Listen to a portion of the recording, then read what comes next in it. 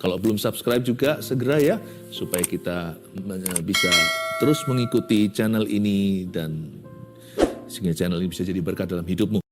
Yesus, Yesus, oh Yesus, oh Yesus, oh Yesus, Yesus Tuhan, dengarlah doa umat kesayangan.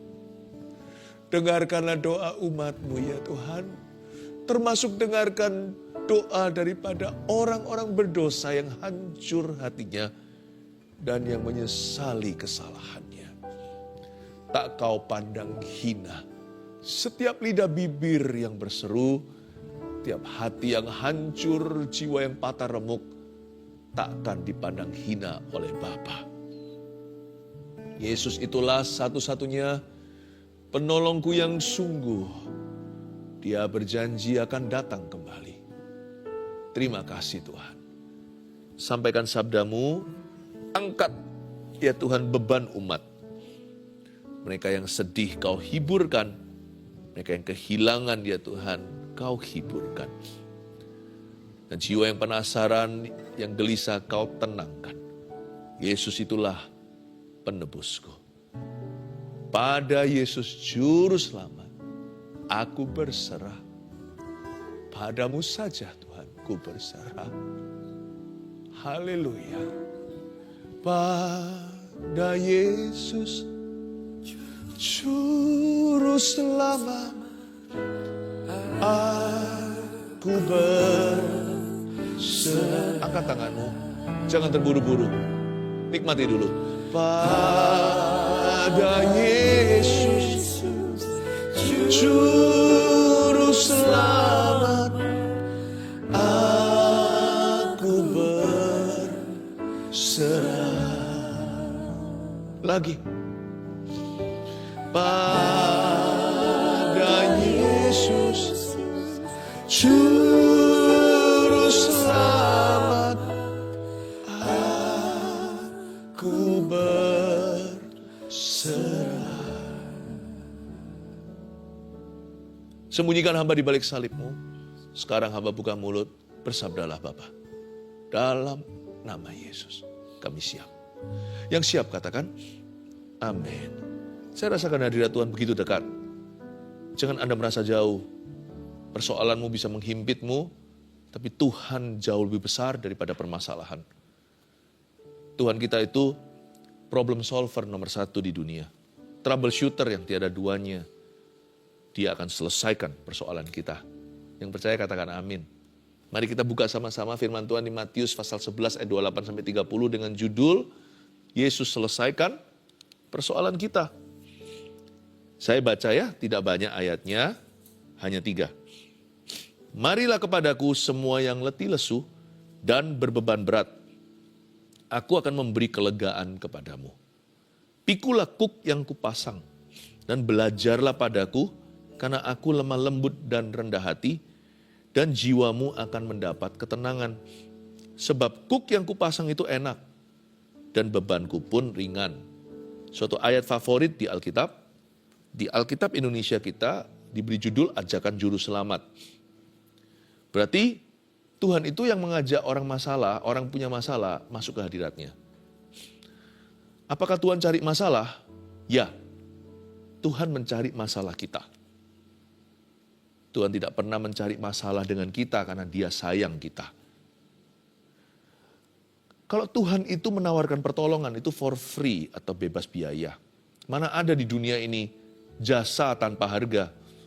Misalnya kalau kita butuh bantuan hukum, contohnya membutuhkan jasa seorang pengacara, dengan senang hati pasti dibantu, tetapi ada imbalannya. Misalnya restoran, servis yang diberikan, serta makanan yang disajikan. Semuanya itu ada dolarnya. Biasanya kalau orang menawarkan sesuatu, misalnya maskapai penerbangan, itu pasti ada tradingnya, ada nilai tukarnya. Gak ada orang semerta-merta diam-diam mentah-mentah menawarkan bantuan. Kalau bukan dilandasi kasih, gak mungkin terjadi. Setiap orang itu kalau menawarkan pertolongan pasti mau sesuatu sebagai timbal baliknya. Hanya ada satu yang menawarkan pertolongan sama kita dan dia yang bayar. Bukan hanya dia mengajak orang bermasalah masuk hadiratnya. Bukan saja dia ingin mendapatkan masalah mereka. Mana ada sih orang yang mau memperoleh masalah orang lain?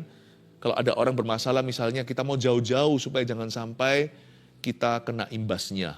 Hanya satu loh, hanya satu yaitu Sang Juru Selamat yang mau deket-deket sama orang yang bermasalah. Bukan hanya itu, dia menawarkan bantuan cuma-cuma. Bukan hanya menawarkan bantuan cuma-cuma, dia bayar di depan. Ingat Golgota? Bukan hanya dosa kita yang dipikulnya, sakit penyakit kita juga. Dan pemberontakan kita itu ditimpakan ke atasnya. Supaya oleh bilurnya kita menjadi sembuh. Dan kita semua seperti domba tersesat, tapi dia menemukan kita. Coba lihat ini. Hanya ada satu orang yang mau dekat sama orang bermasalah. Dia nggak takut sama orang yang penuh dengan persoalan. Kalau ada seseorang bangkrut misalnya, dan kita tahu dia butuh uang, orang-orang yang cinta akan uangnya pasti akan jauh-jauh dari orang itu. Takut apa? Takut dimintai pinjaman. Tapi waktu kita bangkrut, kita datang ke Tuhan. Tuhan dengan senang hati menyambut kita. Tuhan akan tolong kita. Jangankan materi. Tuhan itu akan sertai kita dalam lembah keterpurukan kita.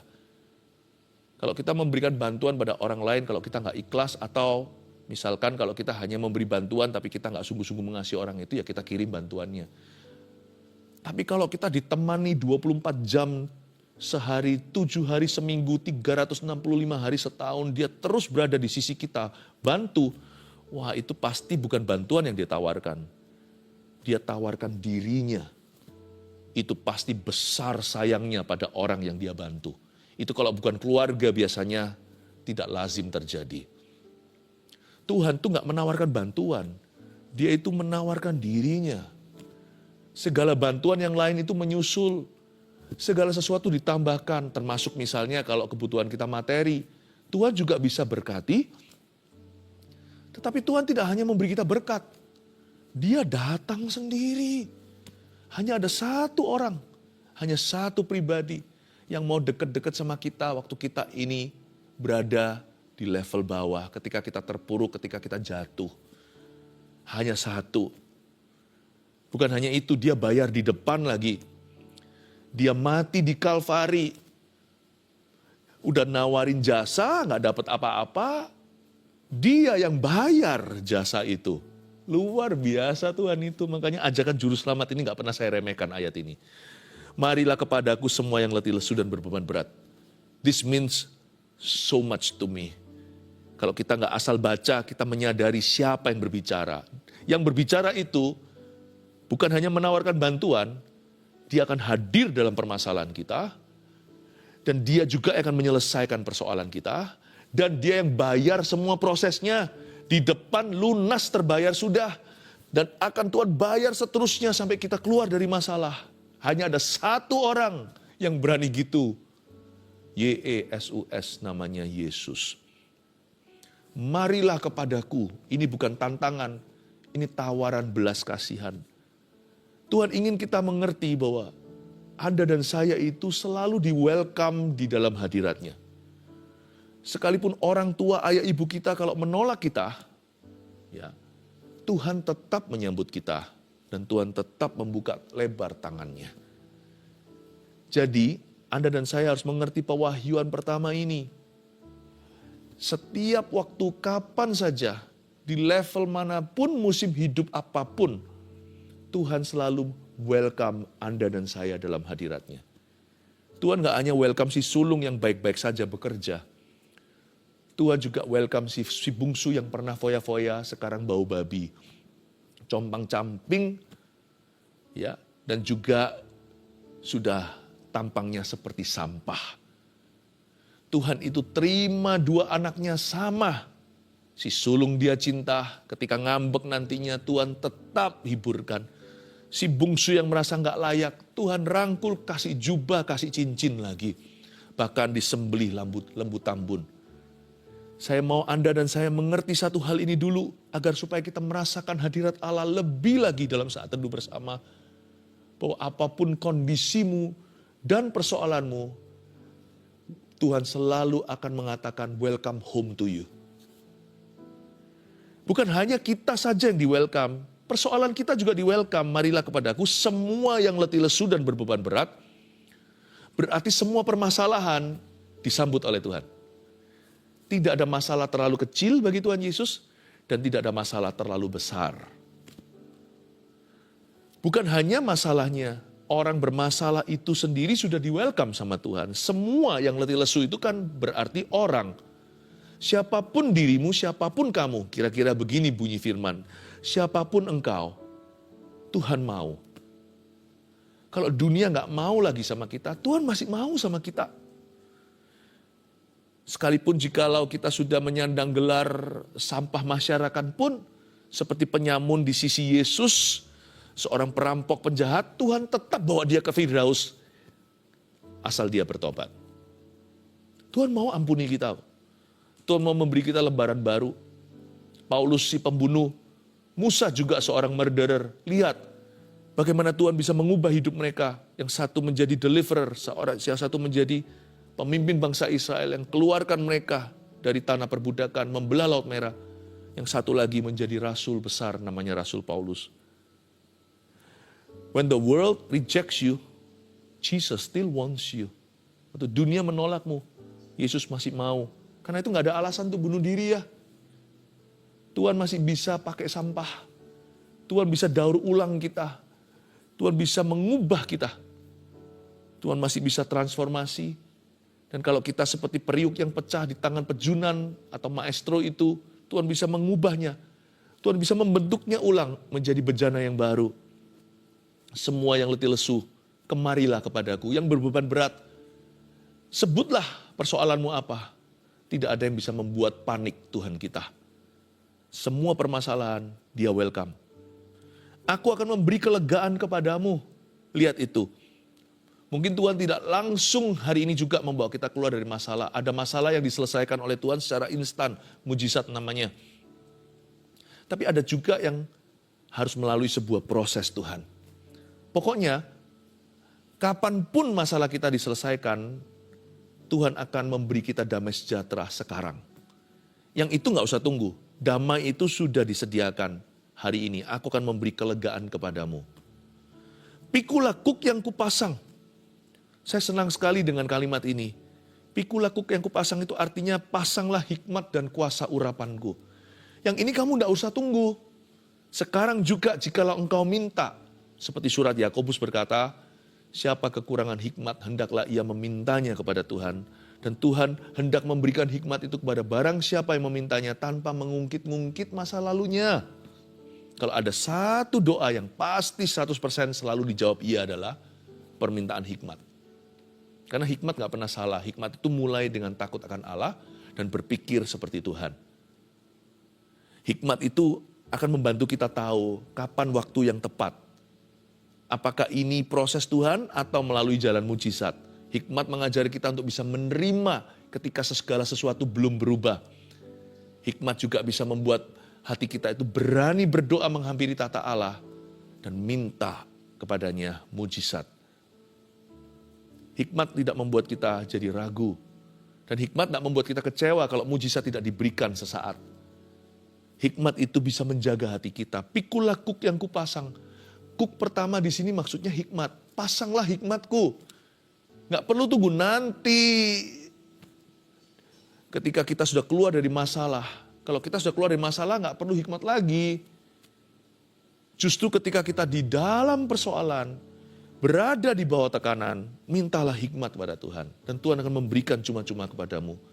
Pikulah kuk yang kupasang. Sekarang juga pasanglah hikmat. Dan terimalah urapan yang baru. Terimalah kuasa. Kuasa itu bukan hanya menengging setan. Kuasa itu bukan hanya mengusir roh jahat. Kuasa itu bukan hanya untuk menyembuhkan yang sakit. Kuasa juga bisa memberikan pada kita hati yang bandel dan tabah di bawah segala tekanan. Pikulah kuk yang kupasang. Tuhan sediakan kuasa pada barang siapa yang minta. Tuhan menyediakan urapan yang baru. Yang ini nggak usah tunggu. Pikulah kuk yang kupasang. Dan belajarlah padaku karena aku lemah lembut dan rendah hati. Ini luar biasa loh ya. Janganlah kita asal baca. Tuhan berkata belajarlah padaku. Tuhan gak kirim guru les sama kita. Bahkan Tuhan tidak kirim malaikat. Tuhan juga tidak kirimkan kepada kita textbooknya atau manualnya. Tuhan berkata belajarlah padaku. Bukan pada buku, bukan pada orang lain, bukan pada keadaan, langsung pada sang maestro, pada sang guru. Belajarlah padaku. Ini bicara soal penyertaan. Seperti yang saya katakan tadi, Tuhan itu bukan hanya kirim bala bantuan, tapi Tuhan datang sendiri tidak diwakilkan. Kalau kamu gandeng aku, kira-kira begini bunyi firman-Nya dalam bahasa sehari-hari. Ketika engkau dalam persoalan, undang aku datang. Jangan hanya minta bantuan, undang aku datang. Aku mau jadi pembantumu. Luar biasa ya. Yesus yang menyuci kaki muridnya itu masih tetap rendah hati. Sekalipun dia adalah Tuhan, kita sebut dia guru. Dia gak keberatan jadi pembantu. Penolong kita. Tuhan gak kirim bala bantuan. Tuhan gak hanya kirim pertolongan. Itu iya. Tapi Tuhan kirim dirinya sendiri. Ajaib ya. Dia datang sendiri dan berkata, tenang, tenang nak. Kamu bisa belajar sama aku. I'm here. Aku ada di sini. Gak usah kamu berseru-seru seolah-olah aku tidak ada. Tapi berserulah karena aku ada. Nak, aku ada di sini. Belajarlah padaku karena aku. Lihat itu. Present tense. Tuhan berkata karena aku itu dalam gaya bahasa sedang ada di sana. Karena aku lemah lembut dan rendah hati. Berarti kan Tuhan ada di sisi kita. Belajar ya sama aku. Karena aku lemah lembut dan rendah hati. Mentorku yang paling luar biasa dalam segala persoalan saya adalah Tuhan Yesus. Immanuel, dia hadir. Sekalipun mujizat belum terjadi, saya gak akan kecewa. Asal Tuhan ada di sisiku, sebelah kananku. Pada siapa aku harus takut? Apa yang manusia dapat lakukan terhadap saya? Tuhan memegangku dengan tangan kanannya. Aku tidak takut bahaya. Walau 1000 rebah di sisiku, 10.000 di sebelah kananku. Gunung batuku dan bagianku tetaplah Allah selama-lamanya. Ini bukan teori. Bagian gunung batu berarti dia ada bersama dengan saya. Belajarlah padaku. Kalimat ini dahsyat. Kalau enggak kan Tuhan akan berkata, belajarlah sama guru les itu. Atau kamu belajar sendiri ya, aku sudah kirim buku manualnya. No, belajarlah padaku. Berarti dia lebih dekat dari yang kita kira. Learn from me. Dan Tuhan enggak perlu video call sama kita. Dan Tuhan tidak usah online. Karena manusia tidak maha hadir terpaksa online. Tapi Yesus maha hadir.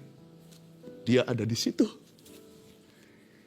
Di depan saya kamera, baru Anda.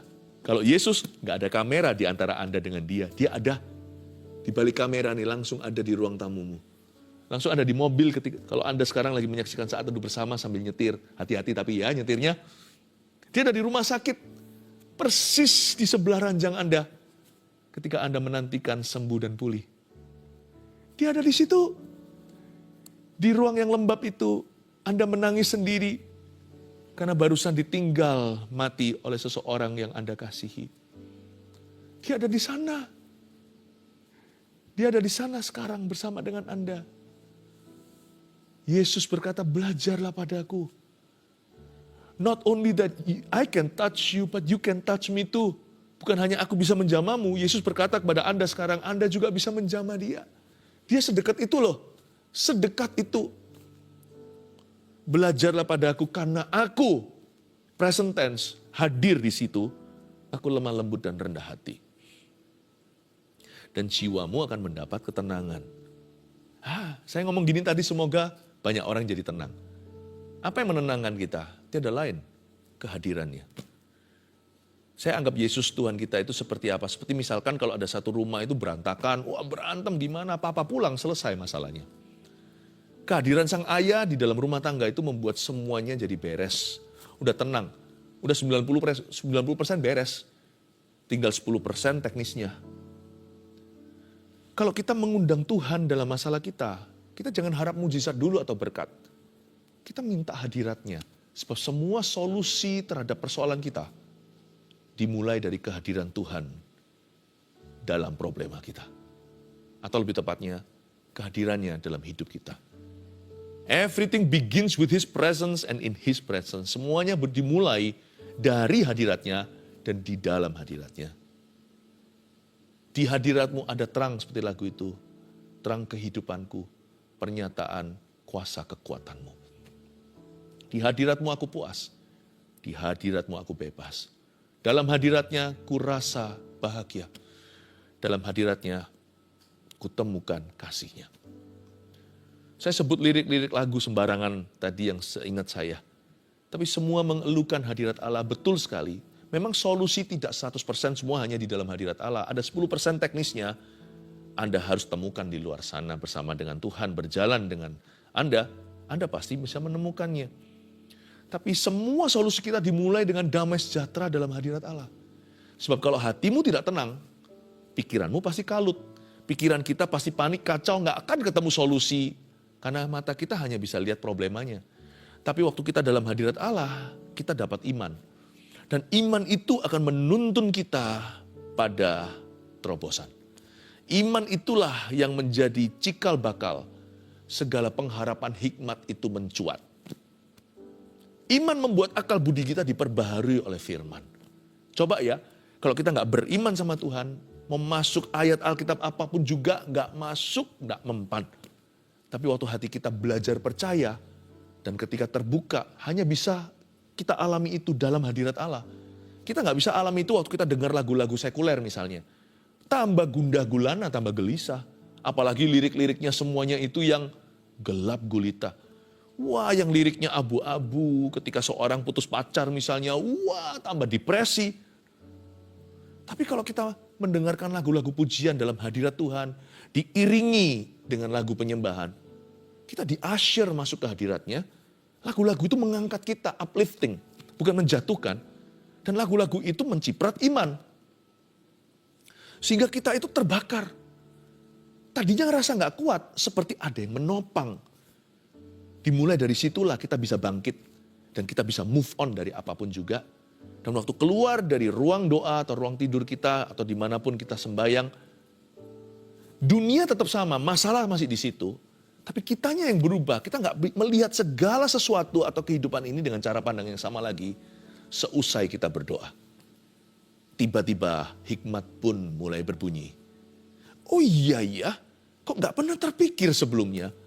Dulu hanya saya melihat masalahnya, sekarang saya melihat opportunity atau saya melihat kesempatan dalam kesempitan. Dulu hanya saya bisa lihat kepahitannya, negatifnya, sekarang saya bisa melihat, oh iya ya, ternyata ada maksud Allah di balik ini. Bukannya saya melihat kutuknya, saya mulai menemukan potensinya. Perlahan-lahan merangkak pun jadi. Masalah pun diselesaikan satu persatu oleh Tuhan melalui aku. Oleh Tuhan melalui diriku. Oleh Tuhan melalui kita bekerja sama Tuhan tuh dalam segala perkara mendatangkan kebaikan bagi orang yang terpanggil sesuai dengan rencananya. Jangan salah sumbernya, bukan ke alkohol, bukan pergi ke narkoba, bukan ke jalan orang berdosa, mendengarkan nasihat orang fasik pula, bukan ke dugem, bukan ke clubbing, bukan ke dunia gemerlap, bukan ke kuasa kegelapan, bukan ke orang pintar, bukan ke ramalan, bukan ke mantra, bukan ke semua itu. Masuklah hadirat Allah. Anda akan menemukan solusi hidupmu dan penyelesaian persoalan. Dan jiwamu akan mendapat ketenangan, itu permulaan. Sebab kuk yang kupasang itu enak, dan bebanku pun ringan. Maksudnya apa? Kuk yang kupasang itu enak dan bebanku pun ringan. Ketika kita masuk hadirat Allah, kita dapat semua tadi yang saya sebutkan, iman, pengharapan, dan kasih. Dan itu ternyata akan menjaga orangnya. Semoga Anda paham ya. Pakai bahasa Inggris dulu ya. The presence of God preserves the man against his problem. Hadirat Allah itu memelihara orangnya terhadap masalahnya. Supaya ketika Anda belum keluar dari persoalan atau belum ada penyelesaian, jangan sampai akhirnya jatuh sakit. Karena hati yang gembira adalah obat, lawan katanya jatuh sakit. Semangat patah, keringkan tulang, aduh macam-macam tuh nanti jadinya. Hadirat Tuhan itu memang gak tentu langsung masalahnya selesai sesaat. Ada yang begitu, namanya mujizat, ada yang perlu proses. Tetapi hadirat Allah itu akan preserve seperti membalsam orangnya. Sehingga orangnya tidak murtad. Ketika masalah atau persoalan itu masih going on, masih terjadi, jangan sampai suami istri itu cerai. Bisa saja kan, contohnya persoalan finansil itu menjadi salah satu alasan perceraian. Salah satu penyebab perceraian itu semuanya adalah statistik, tidak berbohong. Siapa bilang uang tidak penting? Ternyata dalam keluarga itu bisa membuat goncang rumah tangga. Tapi kalau mereka bermesbah dalam Tuhan, hadirat Allah itu akan melindungi pernikahan mereka. Jadi selama melalui lembah kesulitan itu, tidak sampai iblis itu menghancurkan yang Tuhan tidak izinkan. Yaitu pernikahan mereka utuh. Karena yang terpenting buat anak kan bukan hartanya, tapi pernikahan papa mamanya. Supaya jangan semua itu terjadi. Atau supaya jangan burn out menanti. Jangan sampai kita jenuh. Itu yang disebut kuk yang kupasang itu enak dan bebanku pun ringan. Itu bukan berarti masalah itu ringan dan enak. Mana ada persoalan itu enak dan ringan. Nggak ada. Tapi hati kita dibuat jauh lebih enak. Roh kita dibuat jauh lebih ringan. Asal mula tadi berat sekali. Tapi kita merasa seperti, ya berat sih berat. Tetapi tidak lebih berat daripada yang sanggup aku tanggung. Karena ada Tuhan menyertai. Ini luar biasa, hikmat-hikmat ini. Kalau saya perhatikan 3 ayat ini begitu mendalam, saya berkata, saya nggak takut kena masalah apapun. Saya nggak mengundang, tapi saya nggak takut. Asal Tuhan di dekatku, aku bisa belajar langsung dari Dia. Karena Dia lemah lembut dan rendah hati, jiwaku tenang sih. Dan apapun terjadi, kuk yang dipasang Tuhan, di hatiku itu sudah ada klepnya. Tidak bisa, sudah ada takarannya. Hati saya itu sudah diatur seperti AC, ya, pendingin ruangan. Itu kan gak tergantung dengan hawa ruangan, dia yang menentukan temperaturnya. Bahkan fan-nya pun sekeras apa, mau low, mau medium, mau high kan diatur kita. Hati kita ini sudah ada pengatur suhunya. Dan Tuhan selalu mengatur suhu hati orang yang ditemukan dalam hadirat Allah. Orang yang rajin berada dalam hadiratnya, orang yang berdoa dan menjaga jiwanya dengan firman Allah. Hatinya sudah diatur suhunya di temperatur itu oleh Tuhan Yesus. Masalah bisa silih berganti, kadang ringan, kadang berat. Tetaplah roh orang itu enak dan ringan. Tidak bisa ditambah, tidak bisa dikurangi. Karena Tuhan menentukan hati orang itu dalam hadiratnya. Saya percaya itu permulaan. Sehingga akal budi orang itu dijaga. Meskipun persoalan belum selesai, dia akan menjadi mitra Allah untuk menyelesaikannya. Cepat lambat, tinggal hitungan waktu. Pasti selesai persoalanmu. Saya rangkum jadi 3 poin untuk Anda catat sebagai referensi kemudian hari. Yesus selesaikan persoalan kita nomor 1. Apa yang kita pelajari? Kita boleh datang kepada Yesus membawa 1001 persoalan. Jangan ragu akan hal ini, camkan di hati. Boleh kita datang bawa persoalan apapun juga. Ya, jangan ada yang merasa yang ini Tuhan gak bisa. Masa Tuhan mau? Udahlah, lari aja dari hadiratnya. Nanti nyanyi, kemanakah aku dapat pergi menjauhi rohmu Tuhan? Ngapain kita babak belur dulu? Yang pertama kita cari waktu kita mendapat persoalan adalah Tuhan Yesus. Dan Yesus kita gandeng sepanjang prosesnya. Dan Yesuslah yang punya kata terakhir atas setiap persoalan kita. Jangan tunggu sampai gimana. Do not flounder. Jangan muter-muter dulu di padang gurun baru masuk Kanaan. Yesuslah tanah perjanjianmu. Segera masuk. Jangan kita itu suka untuk menunda-nunda. Yang nomor dua, Yesus selesaikan persoalan kita. Semua solusi persoalan kita dimulai dari kehadirannya. Ingat itu ya. Orang dalam masalah jangan berkata doa-doa percuma. Itu kata-kata orang fasik. Itu adalah kalimat orang-orang yang hatinya bodoh di hadapan Tuhan. Semua solusi Tuhan sembunyikan di bejana tanah liat yang diremehkan oleh dunia. Hadirat Allah, di situ solusinya. Justru yang diagungkan dan dielukan, wah yang gimana dengan bejana emas semuanya, dengan koneksinya, dengan kekuatannya, itu nanti ujungnya percuma. Percayalah, engkau bersandar pada Mesir, sandaranmu itu akan jadi durimu. Semua solusi persoalan kita selalu dimulai dari kehadirannya, dan kalau Anda tidak kuat masuk kehadirat Allah bersama-sama dengan seseorang, disitulah perlu rekan, disitu perlu mitra doa. Tuhan gak suruh kita menghadapi semuanya sendirian, kalau gak kuat, buka bicara, beritahu pada kami, doakan. Mitra doa sudah menanti live chatnya. Di komentar juga kami semua mendoakan Anda. Bukankah ada perintah berkata, atau lebih tepatnya janji, 2-3 orang masuk ke hadirat Allah, Tuhan ada di situ. Semua solusi persoalan kita dimulai dari kehadirannya. Pray, my friend, berdoalah. 3, Yesus beri damai dan kekuatan untuk menanggung persoalan kita. Itu yang saya sebut tadi, dibalsami. Tuhan memelihara orangnya terhadap masalahnya. Karena Yesus beri kita damai terus-menerus tidak henti. Meskipun masalah silih berganti. Dan Tuhan memberi kita kekuatan yang cukup untuk menanggung persoalan kita. Ketika masalah kita kecil, Dia berikan kita kekuatan yang proporsional. Ketika masalah kita besar, Dia beri kita kekuatan yang jauh lebih besar. Jadi masalah kita tidak bisa lebih besar. Yang bisa lebih besar adalah hadirat Allah dalam hidup kita. Yesus beri damai, Yesus beri kekuatan. Tenanglah, persoalanmu akan selesai. Sebab Tuhan Yesus tidak pernah meninggalkan orang yang mencari Dia. Terimalah kekuatan yang baru, terimalah urapan yang baru. Mari hampiri tahta Tuhan bersama-sama sekali lagi. Kita mengangkat tangan kita dan beriman bahwa Yesus akan selesaikan setiap persoalan kita. Terimalah berkat dari Allah Bapa dan janji ini di dalam nama Yesus. Terimalah urapan baru dari Roh Kudus dan roh damai sejahtera itu menyertai mulai sekarang sampai Tuhan Yesus datang.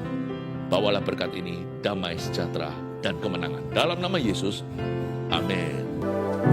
And there I find you in the mystery.